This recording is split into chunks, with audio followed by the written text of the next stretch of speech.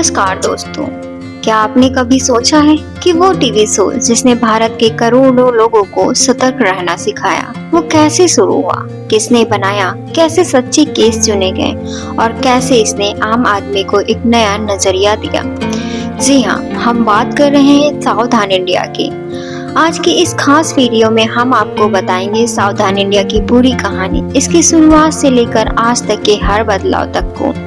तो वीडियो को अंत तक जरूर देखिए और चैनल को सब्सक्राइब करना मत भूलिएगा। भारत में जब भी क्राइम बेस्ड शो की बात होती है तो सावधान इंडिया का नाम सबसे पहले आता है। यह शो पहली बार 23 अप्रैल 2012 को लाइव ओके चैनल पर प्रसारित हुआ था। उस समय भारत में क्राइम शो की एक नई लहर चल रही थी। इस शो की टैगलाइन थी इंडियाज फाइट बैक, यानी भारत अब डरेगा नहीं बल्कि अपराध के खिलाफ लड़ेगा। शो की शुरुआत में बहुत अच्छा दिखाया गया, आम आदमी को जागरूक करना कि अपराध कभी भी कहीं भी हो सकता है, लेकिन सावधानी और सतर्कता से आप उसे टाल सकते हैं या मुकाबला कर सकते हैं। सावधान इंडिया ने आम जनता को उनके आसपास हो रहे अपराधों की हकीकत दिखाई। यह सिर्फ मनोरंजन नहीं था बल्कि एक सोशल अवेयरनेस प्रोग्राम भी था, जिसने दर्शकों को अपनी सुरक्षा के बारे में सोचने पर मजबूर किया। शो की शुरुआत में इसके होस्ट सुशांत सिंह राजपूत थे, जिन्होंने अपनी सादगी और हर एपिसोड को होस्ट किया था। उनकी आवाज गंभीर थी, एडिटिंग और बैकग्राउंड और सामाजिक मुद्दों पर उनकी पकड़ ने शो को एक अलग पहचान दी। पहले सीजन में ज्यादा फोकस असली घटनाओं पर था, जैसे किडनैपिंग, घरेलू हिंसा, ऑनर किलिंग, मर्डर, धोखाधड़ी और लव अफेयर्स में क्राइम। वो सब कहानियां जो सच्ची थी और भारतीय समाज में आए दिन घट रही थी। शो की खासियत थी कि ये सिर्फ क्राइम दिखाता था, बिल्कुल नहीं, बल्कि हर एपिसोड के अंत में ये समझाता था कि पीड़ित ने कहाँ गलती की, कैसे आप वहाँ गलती ना दोहराएं और अपराध से कैसे बचा जा सकता है। पहले सीजन में सावधान ने कुछ बेहद चर्चित केस उठाए थे। छोटे शहर में ऑनर किलिंग कैसे होती है, बड़े शहरों में कॉल सेंटर फ्रॉड कैसे होता है, मॉल्स में चोरी और ब्लैकमेलिंग कैसे होती है, पड़ोसियों या रिश्तेदारों द्वारा किए गए अपराध कैसे होते हैं। ऑनलाइन चैट से शुरू हुआ किडनैपिंग तक केस कैसे पहुंचता है। इन एपिसोड्स को दिखाकर लोगों को समझ आया कि कई बार खतरा उन्हीं से होता है जो आपके आसपास होते हैं। समय के साथ शो में कई एंकर जुड़े। सुशांत के बाद मशहूर अभिनेता आशीष चौधरी, पूनम ढिल्लो और हितेन तेजवानी, कृष्णा चोपड़ा और सिद्धार्थ शुक्ला जैसे कई चेहरे नजर आए। हर एंकर ने शो को अपनी शैली में पेश किया। किसी ने सस्पेंस को और गहरा बनाया तो किसी ने अपनी गंभीरता से एपिसोड में इमोशनल एंगल जोड़ा। जैसे जैसे वक्त बदला वैसे वैसे शो में भी बदलाव आने लगे। पहले जहां सिर्फ सच्चे केस दिखाए जाते थे, बाद में थोड़ी बहुत नाटकीय भी जोड़ा गया। कई बार क्राइम स्टोरीज को थोड़ा ड्रामेटिक अंदाज में दिखाया जाने लगा ताकि दर्शकों को बांधे रखा जाए। 2015-16 के बाद शो ने अपने शहरों के केस ज्यादा दिखाने शुरू कर दिए। इसमें ज्यादातर एपिसोड महिलाओं से पीड़ित थे। ऐसी कहानियां दिखाई जा रही थी।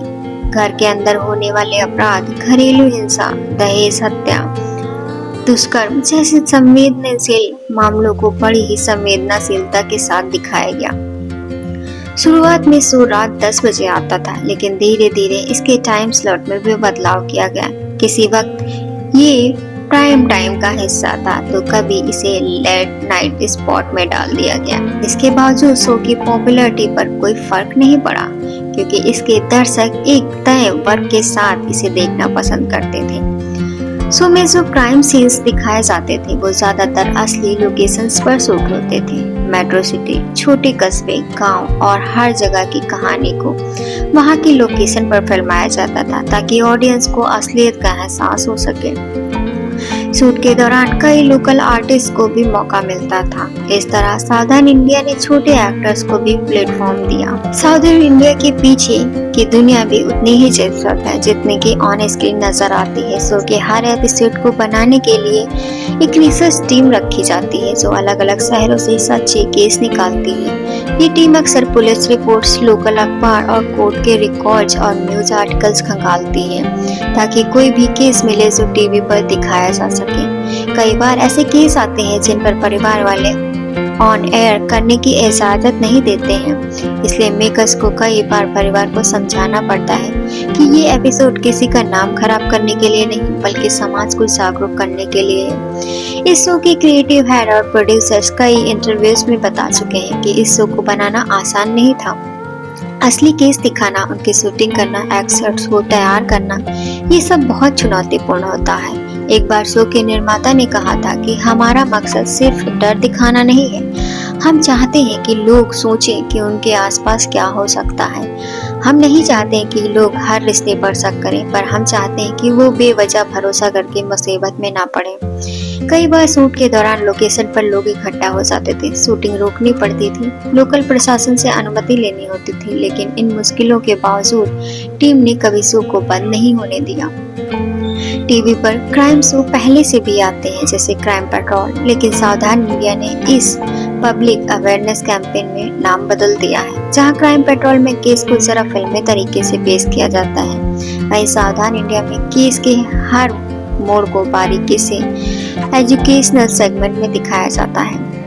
इससे कई छोटे शहरों के लोग भी जागरूक हुए। कई केस में तो ऐसा हुआ है कि पुलिस को नई जानकारी शो देखने के बाद मिली है। कई बार पीड़ितों ने हिम्मत के और पुराने केस फिर से खुलाए हैं क्योंकि उन्हें लगा कि अगर टीवी पर ऐसे केस दिखाए जा रहे हैं तो वो भी इंसाफ पा सकते हैं। कई लोग अक्सर पूछते हैं कि क्राइम पेट्रोल और सावधान इंडिया में क्या फर्क है, तो आज मैं दोनों शोज का फॉर्मेट काफी हद तक सेम लगता है। सच्चे अपराधों को दिखाना, फर्क है तो प्रेजेंटेशन का। क्राइम पेट्रोल में एक्टिंग और कहानी को थोड़ा ड्रामेटिकल रखा गया है। पुलिस इन्वेस्टिगेशन पर ज्यादा फोकस करती है, केस को सुलझाने में कैसे पुलिस काम करती है ये दिखाया जाता है।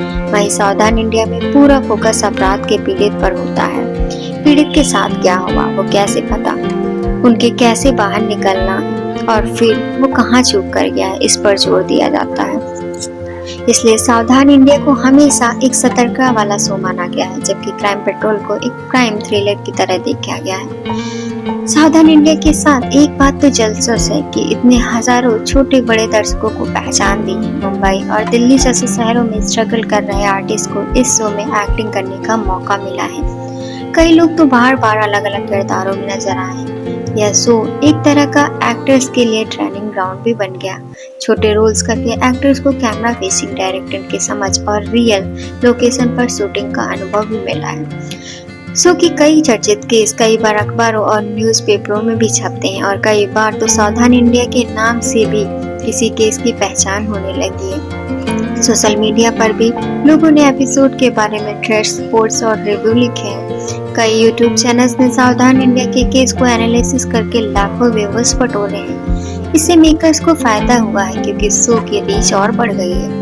शो पर कई बार केस भी हुए हैं। कुछ लोगों ने कोर्ट में याचिका लगाई कि इसमें दिखाई गई घटनाएं परिवार की प्राइवेसी को नुकसान पहुंचाती हैं। कुछ केस में अदालतों ने चैनल को नोटिस भी भेजा। पीड़ित के नाम बदलने के बावजूद लोग पहचान सकते हैं, इसलिए बाद में शो ने डिस्क्लेमर जोड़ना शुरू कर दिया, नाम और जगह बदल दी गई। शूटिंग के दौरान भी अब लीगल डॉक्यूमेंटेशन पहले से ज्यादा मजबूत कर दिया गया है।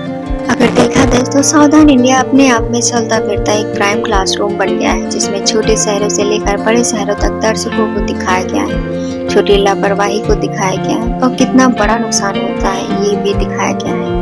इस शो ने बताया है कि किस तरह सतर्क रहकर पुलिस की मदद करके कानून को सही तरह से समझकर इंसान को बचाया जा सकता है।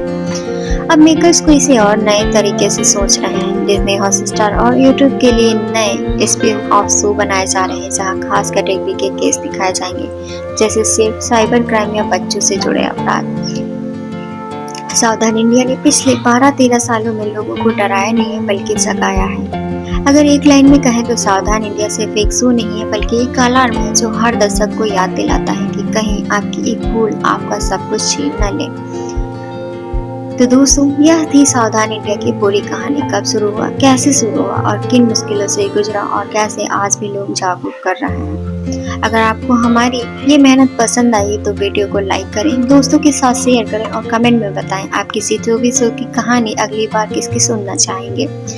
चैनल को सब्सक्राइब करके बेल आइकन दबाना ना भूलें ताकि ऐसी सच्ची और दिलचस्प कहानियाँ आप तक पहले से पहुँच जाएं। तब तक के लिए सावधान रहें और सतर्क रहें। मिलते हैं अगले वीडियो में। Thank you.